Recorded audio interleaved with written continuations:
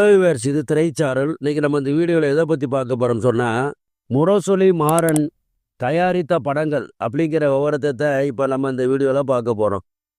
காலம் சென்ற முரசொலி மாறன் கலைஞர் கருணாநிதியின் மருமகனாவார். திமுகவில் மிக முக்கியமான தலைவர்களில் ஒருவராக திகழ்ந்தவர்.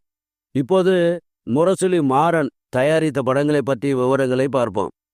1972 வெளிவந்த படம் பிள்ளையோ பிள்ளை. முத்து, லட்சுமி, மனோகர் மற்றும் பலர் நடித்த படம்.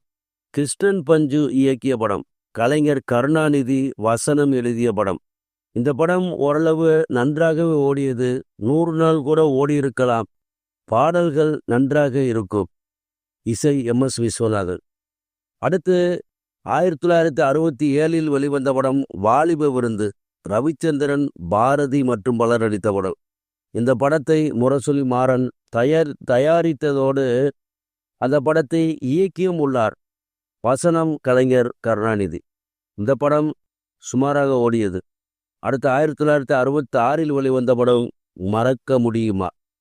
இந்த படத்தையும் முரசொலி மாறன் தயாரித்ததோடு அவரே இயக்கியுள்ளார். இந்த படத்திற்கும் வசனம் கலைஞர் கருணாநிதி.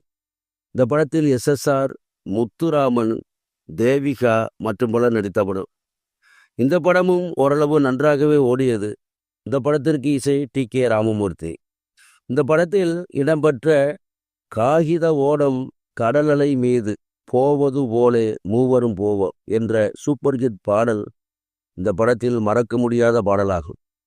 ஆக பிள்ளையோ பிள்ளை, வாலிப விருந்து, மறக்க முடியுமா ஆகிய 3 படங்களையும் காலம் சென்ற முரசொலி மாறன் தயாரித்துள்ளார் என்பது குறிப்பிடத்தக்கது. சரி வியூவர்ஸ், இந்த கண்டனத்துடன் முடிகிறது. அடுத்து ஒரு நல்ல கண்டனை சந்திக்கிறேன். நன்றி.